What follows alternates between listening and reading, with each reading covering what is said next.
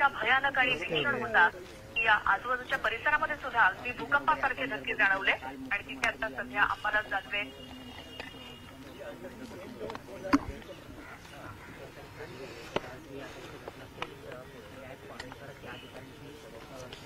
विधान परिषदेचे विरोधी पक्षनेते अंबादास दानवे हे घटनास्थळी आलेले आहेत। अमुदान केमिकल प्रायव्हेट लिमिटेड या कंपनीमध्ये जो काल स्फोट झाला होता त्यानंतर काय नुकसान झालेलं आहे या संपूर्ण आढावा घेण्याकरता अंबादास दानवे आलेले आहेत। दानवे साहेब आहेत इथे, आपण त्यांच्याशी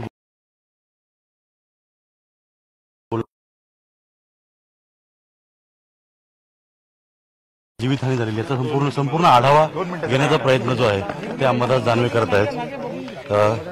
इथले कल्याण डोंबिवली महानगरपालिकेचे अधिकारी असतील, त्याचबरोबरीनं अग्निशमन दलाचे अधिकारी आहेत, जिल्हा प्रशासनाचे अधिकारी आहेत, हे सर्व अधिकारी इथे अंबादास दानवे उपस्थित आहेत आणि ते अंबादास दानवे त्यांच्याकडून माहिती घेत आहेत कशा रीतीनं ही घटना घडलेली आहे।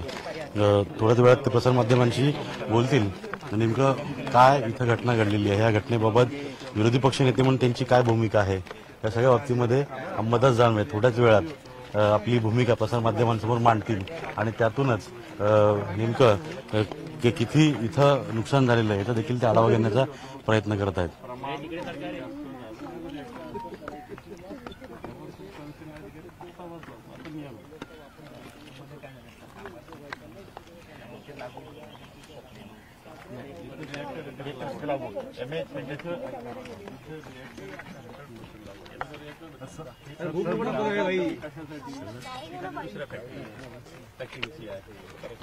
मनोज सर करा अभिजित पुढे पुढे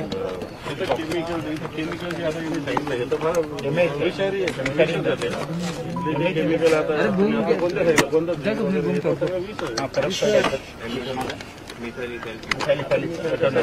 मनोज सर बूम टाका बूम सर पाठी आला सर तुमचा अभिजित पुढे ना जरा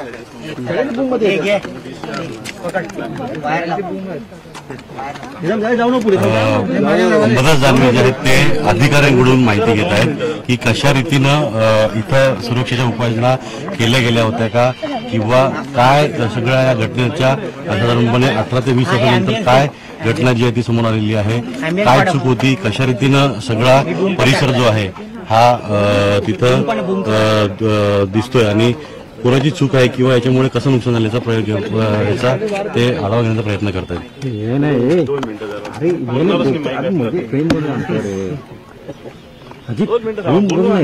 कुठे आहे त्याच्या तोंडावरती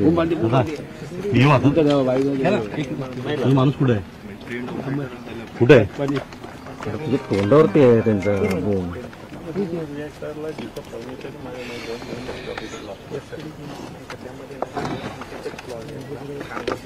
कामगार संख्या कमी करून द्यायला मोठ्या कंपन्या रिएक्टर काही लावते।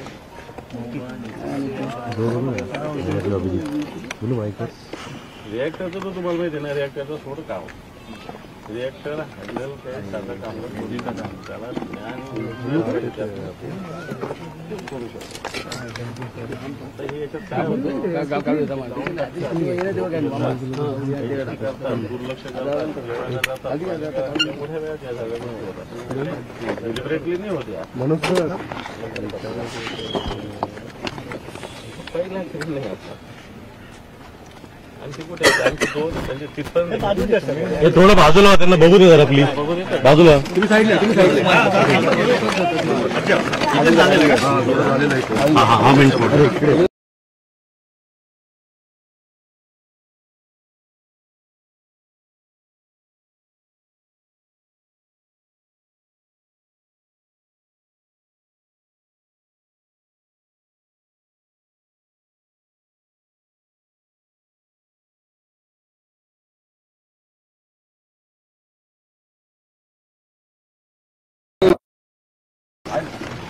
ओ जिने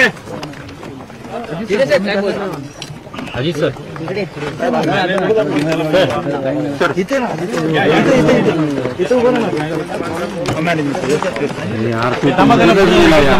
आपण थांबू इथे सर दोषी हे थांबा जाऊ नका थांबा इथं ये ना माटी अरे इकडेच मागे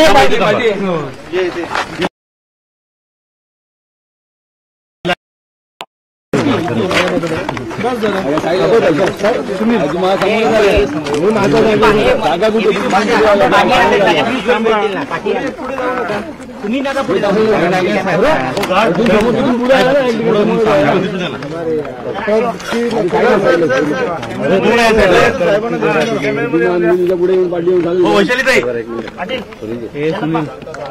लाईट अगेन्स्ट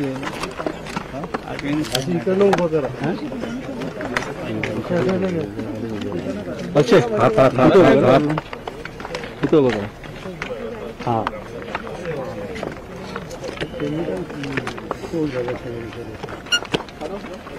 सर तिकडेच उभं राहा सर उभे राहा सर तिकडे उभं राहा सर या साईडला सर या साईडला सर इकडे राहा ऊन आहे इकडे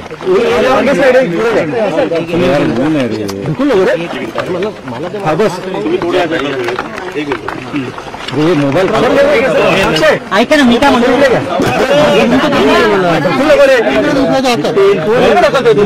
थोडं मागे कोण मारू घटनास्थळी आपण आलेले आहात ते पण इथं बघितल्यावर लक्षात येतं की जी इथलं यांचं जे डीश डिपार्टमेंट असतं गव्हर्नमेंटचं औद्योगिक सुरक्षा करणारं क्लिअर होतं कारण हा जो एरिया जर बघितला अशा रेसिडेन्शियल दाटीवाटीच्या एरियामध्ये विषारी केमिकल्स असणाऱ्या फॅक्टरीज चालणं हाच मोठा क्राईम आहे. आणि इथे भले 10 कामगार असेल प्रत्येक कामगाराच्या ठिकाणी रिॲक्टर जिथं आहे तिथं टेक्निकल माणूस असलाच पाहिजे अशा प्रकारचा नियम आहे. इथं कोणताही टेक्निकल माणूस दिसत नाही कारण रिॲक्टर हँडल करणं काय साध्या कामगाराचं काम नाहीये. तो करूच शकत नाही त्याचं काही ड्युटी पण नाही तो करू पण शकत नाही त्याच्यावरती अपेक्षा ठेवणं चुकीचं आहे. कारण रिॲक्टरचा स्फोट ज्यावेळेस होतो ज्या टेम्परेचरमध्ये वेगवेगळ्या केमिकलचं प्रमाण जे आवश्यक आहे ते अव्यस्त होतं त्यावेळेस रिॲक्टरचा स्फोट होत असतो. आणि म्हणून अशा ठिकाणी हा स्फोट झाला याला जबाबदार पूर्णपणे इथली फॅक्टरीचं मॅनेजमेंट आहे आणि औद्योगिक सुरक्षा विभागाचं दुर्लक्ष या विभागाकडे हे आहे. हा झाला एक भाग. दुसरा भाग माझ्या माहितीप्रमाणे 2.5 वर्षापूर्वी उद्धवजी ठाकरे साहेब मुख्यमंत्री असताना या भागात बैठक झाली होती. या भागात अशा पद्धतीनं जवळपास 450 फॅक्टरीज आहे. त्यातल्या 5 फॅक्टरीज ज्या विषारी केमिकलच्या आहेत या इंडस्ट्रियल एरियाच्या बाहेर शिफ्ट करण्याचा आदेश झालेला आहे. काल ऐकलं काही जण काल महाराष्ट्राचे मुख्यमंत्री इथे येऊन गेले त्यांनी सांगितलं की आम्ही अंबरनाथ आहोत. पण हा निर्णय 2 वर्षापूर्वी झाला. हे आल्यानंतर याच्यावर एक पाऊलही पुढं उचललं गेलेलं नाही. या ऍक्सिडेंटची वाट बघत होते का? एवढ्या 7-8 जणांचा बळीची वाट आपण बघत होतो. कारण हा ऍक्सिडेंट या इंडस्ट्रियल एरियातला पहिला नाही. माझ्या माहितीप्रमाणे मागच्या 2016-17 पासून 5वा-6वा हा ऍक्सिडेंट आहे. अनेक लोकांचे बळी जातात आणि याला सर्वस्वी जसं इथली ही फॅक्टरीचे मालक जशी जबाबदारी तसं इथले उद्योग विभाग जबाबदार आहे, प्रशासन जबाबदार आहे आणि सरकार सुद्धा जबाबदार आहे. सर आपण जर बघितलं तर प्रोबेस सारखा मोठा स्फोट झाला होता. त्यानंतर अनेक वेळेला आगी लागल्या स्फोट झाले. प्रशासन फक्त तात्पुरती कारवाई करते पुढे काही करत नाहीये. त्यामुळे एक आपण विरोधी पक्षनेता आहात हा आवाज आपण विधान परिषद उठवणार आहे का आणि ठोस कारवाई याच्यावर होईल का? हे पण मागच्या वर्षभरात मी सांगतो जिंदालच्या कंपनी नाशिकला स्फोट झालेला, बोईसरला स्फोट झालेला, त्याच्यानंतर रायगडमध्ये स्फोट झालेला, इथं स्फोट झालेला, संभाजीनगरला स्फोट झाला, नागपूरला झालेला. हे सगळे स्फोट मेजॉरिटीनं रिॲक्टरचे स्फोट आहे. आपल्याला मी एक आपल्या नजरेत आणू शकतो बॉयलरच्या विषयी धोरण आहे, रिॲक्टरच्या विषयीचं कोणतंच धोरण नाही. आम्ही वारंवार ही मागणी केली की रिॲक्टर विषयीचं धोरण असावं. कारण अशा छोट्या छोट्या फॅक्टरीज काय करतात मोठ्या फॅक्टरीनं विकलेलं डिसमेंटल केलेले रिॲक्टर्स अशा छोट्या छोट्या फॅक्टरीज वापरत असतात. ते चूक आहे. आणि म्हणून वारंवार माझी तरी मागणी राहिली की रिॲक्टर विषयी जसं बॉयलर विषयीचं धोरण आहे तसं रिॲक्टर विषयीचं धोरण असण्याची आवश्यकता आहे. हे रिॲक्टर का फुटतात, कारण हे जुने, हे महागडे असतात रिएक्टर. छोट्या कंपन्यांना हे खरेदी करणं सुद्धा अवघड असतं. मग मोठ्या कंपनीनं डिसमेंटल केलेले, फेकून दिलेले अशा पद्धतीने रिएक्टर ह्या कंपन्या वापरतात आणि त्याच्यामुळे स्फोट होतात. साहेब, सुभाष देसाई जे उद्योगमंत्री होते त्यावेळी प्रोबेस कंपनीचा स्फोट झाला होता आणि त्यावेळी त्यांनीच ही घोषणा केली होती की इथला जो फेज 2 हा जो भाग आहे, स्पेशली याच पट्ट्यामध्ये 3 स्फोट झाले. 2016ला प्रोबेस, 2020ला मेट्रोपॉलिटन आणि आता अमुदान कंपनीचा. म्हणजे 2-4 वर्षामध्ये मोठमोठे स्फोट झालेत, अनेक जीवितहानी झालेली आहेत. तर 2016चा स्फोट झाल्यानंतर त्यांनी असं म्हटलं होतं की हा फेज जो आहे हा रेसिडेंट झोन फार जवळ आलेला आहे, तो इथून शिफ्ट केला करणार होता मी. तशी घोषणा केली होती, तसं काही पत्र देखील त्यांनी जारी केलं होतं. नंतर पुढे काही कारवाई झाली नाही. मी तेच सांगतोय की उद्धवजी ठाकरे त्याच्यानंतर उद्धवजींनी या भागात बैठक घेतलेली होती, पूर्ण उद्योजकांची, या भागातल्या सगळ्या इंडस्ट्रियलची, आणि स्पेसिफिक सगळा इंडस्ट्रियल एरिया तर शिफ्ट करणं अवघड आहे. परंतु ज्या 5 कंपन्या इथल्या, या सगळ्यात आधी इथून शिफ्ट केल्या पाहिजे, इथून बंद केल्या पाहिजे, हे ठरवलेलं होतं. दुर्दैवानं आमचं सरकार गेलं, आताच एक गद्दारांचं सरकार आलं. या सरकारने याच्यावर कोणतेही पावलं उचललेली नाही. मला वाटतं या उद्योजकांना पाठिंबा देण्याचंच काम हे सरकार करतं. अशा प्रकारे अनधिकृत उद्योग चालवणाऱ्यांनाच सपोर्ट करण्याचं काम हे सरकार करतं, अशा प्रकारची शंका आमच्या मनात आहे. या घटनेनंतर पुन्हा यासाठी तुम्ही काय बाजू मांडून बिलकुल गुन्हा तर दाखल झाला असेल, नाहीतर होईल. सदोष मनुष्यवधाचा दाखल करावा लागेल, फॅक्टरीच्या मॅनेजमेंटला कारवाई करावी लागेल, अटक करावं लागेल, औद्योगिक सुरक्षा विभागाच्या अधिकाऱ्यांची चौकशी करावी लागेल, कामगार विभागाच्या अधिकाऱ्यांची चौकशी करावी लागेल. एवढ्या चौकशा याच्या कार्यक्षेत्रात येतात. याच्यात फक्त पर्यावरण विभागाचा सुद्धा याच्यामध्ये रोल आहे. या सगळ्या विभागाला इथं मला असं वाटतं सगळ्या विभागाची चौकशी करावी लागेल आणि सरकारला ही चौकशी करायला आम्ही भाग पाडू. परिषद झाल्यानंतर, अशा घटना घडल्यानंतर विधान परिषदेची विधानसभा असेल, दरम्यान हा मुद्दा उपस्थित केला 100% उचलणार. कारण एवढ्या जणांचा बळी गेला, हा मुद्दा 100% उचलणार. सरकारला याचा जबाब विचारला. त्या एमआयडीसी परिसरामध्ये आपण पाहिलं स्वतंत्र यंत्रणा नाहीयेत आणि पालिकेची मागवली जातात, तेही येण्यासाठी वेळ लागतो. ते पण खरं तर ही जबाबदारी या एमआयडीसीची, हा अधिकृत एमआयडीसीचा परिसर आहे. पालिकेची सेकंडरी जबाबदारी, तर फर्स्ट जबाबदारी काही पालिकेची नसते.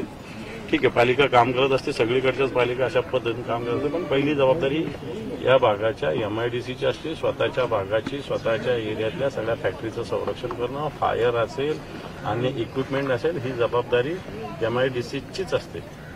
सर, आपण जर बघितलं तर आपण गुन्हा दाखल होतो, मात्र अधिकाऱ्यांवर ठोस कारवाई होत नाही. हे गेल्या अनेक वर्षापासून पाहतोय. आश्वासन दिलं जातं, कारवाई केली जाते, कारवाई केली जाते. अद्याप आपण जर बघितलं तर अधिकाऱ्यांवर कुठेही कारवाई केलेली दिसत नाहीये. हे काय सांगाल याबद्दल? बिलकुल करायला भाग पडू, कारण अधिकारी सुद्धा, कारण औद्योगिक सुरक्षा विभागाने दर महिन्याला इथं पाहणी केली पाहिजे, तपासणी केली पाहिजे, रिपोर्ट सादर केले पाहिजे. परंतु त्या जो डिश डिपार्टमेंट आहे गव्हर्नमेंटचा, industrial security, department of industrial security, हा जो महाराष्ट्र सरकारचा विभाग आहे कामगार खात्याच्या, हा नुसता कागदावरचा विभाग आहे. यांना फॅक्टरीचे लोक गेटच्या आतमध्ये सुद्धा येऊ देत नाही, अशा प्रकारची स्थिती आहे. मला वाटतं एक तर ते खातं मजबूत केलं पाहिजे किंवा ते खातंच नसलं पाहिजे. दोन्हीपैकी एक गोष्ट सरकारला. सर, सरकार परवानगीच दिली गेली नव्हती. कशाला? त्याला परवानगीच नव्हती आणि कोणत्याही त्या संदर्भातली माहिती ही प्रशासनाकडे होती. म्हणजे इतक्या वर्ष या ठिकाणी कंपनी होती जी सुरू होती, तरी देखील त्याच्यावर कोणत्याही प्रकारे इतक्या वर्ष कारवाई झाली नाही. अधिकारी त्यांच्यावर गुन्हा दाखल झाला पाहिजे की नाही? झालाच पाहिजे. मी पुन्हा वारंवार सांगतो, आपल्याला ते टेक्निकल लक्षात येतं नाही, मला माहित नाही. जर रिएक्टरचं धोरण असलं तर प्रत्येक रिएक्टर कुठून खरेदी केलं जातं, कधी खरेदी केलं जातं, कुठं लावलं जातं, याची नोंद होऊ शकते. आता याच्याविषयी सुस्पष्ट धोरण नसल्यामुळे कोण रिएक्टर उचलतो आणि कोण कुठे लावतो याचा कोणताही हिशोब सरकारकडे नसतो. हिंदीमध्ये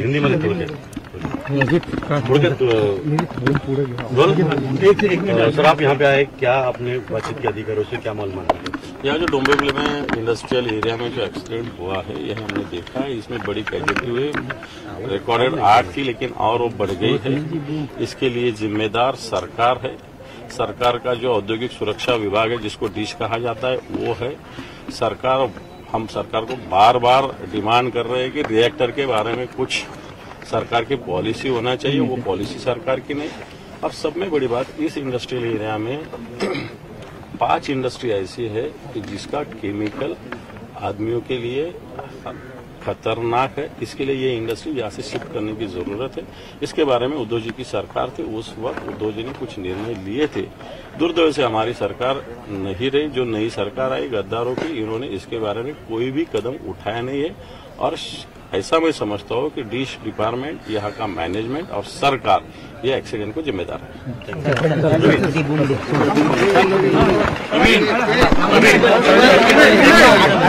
आपल्यासोबत विधान परिषदेचे विरोधी पक्षनेते अंबादास दानवे साहेब, मुंबईतली ही आमोदन